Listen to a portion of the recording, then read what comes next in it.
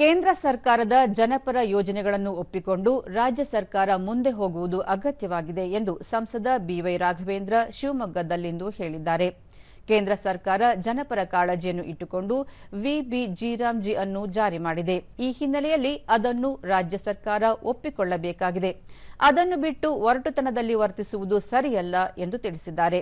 ರಾಜ್ಯ ವಿಧಾನಮಂಡಲ ಜಂಟಿ ಅಧಿವೇಶನ ಉದ್ದೇಶಿಸಿ ರಾಜ್ಯಪಾಲರು ಭಾಷಣ ಮಾಡಲು ಆಗಮಿಸಿದ ವೇಳೆ ಸದನದಲ್ಲಿ ಅಮಾನವೀಯವಾಗಿ ವರ್ತಿಸಿರುವ ನಡೆ ಸಲ್ಲದು. ಕರ್ನಾಟಕ ವಿಧಾನಸಭೆಗೆ ತನ್ನದೇ ಆದ ಇತಿಹಾಸ ಮತ್ತು ಗೌರವವಿದೆ. ಅದನ್ನು ಅರಿತು ನಡೆಯಬೇಕಾಗಿದೆ. ಅಧಿವೇಶನದ ಉಳಿದ ದಿನಗಳಲ್ಲಾದರೂ ಫಲಪ್ರದ ಚರ್ಚೆಯಾಗಲಿ ಎಂದು ಹೇಳಿದ್ದಾರೆ. ಕೂಡ ಸಾಧ್ಯ ಇಲ್ಲ. ಉಳಿದಂತೆ ಇನ್ನೊಂದು 4-5 ದಿನ ಇದೆ. ಇದ್ರ ಮುಖಾಂತರ ಕೂಡ ಇದರ ಬೆಳಕನ್ನು ಜಲ್ದಿ ಚೆಲ್ಲುವಂತ ಪ್ರಯತ್ನ ಮಾಡಿ, ಹಾಗಾಗಿ ಒಳ್ಳೆತನವನ್ನ ಕೇಂದ್ರದ ಕಾರ್ಯಕ್ರಮವನ್ನು ಒಪ್ಕೊಂಡು ಮುಂದೆ ಹೋಗ್ಬೇಕೇ ಹೊರತು ಅದನ್ನು ಈ ರೀತಿಯಂತ ಒರಟುತನದಲ್ಲಿ ನೋಡ್ಸೋದಿ ಸುಳ್ಳನ್ನ ಹೇಳಿ ನಿಜ ಮಾಡ್ಲಿಕ್ಕೆ ಅನ್ಕೊಟ್ಟಿದ್ರಿ.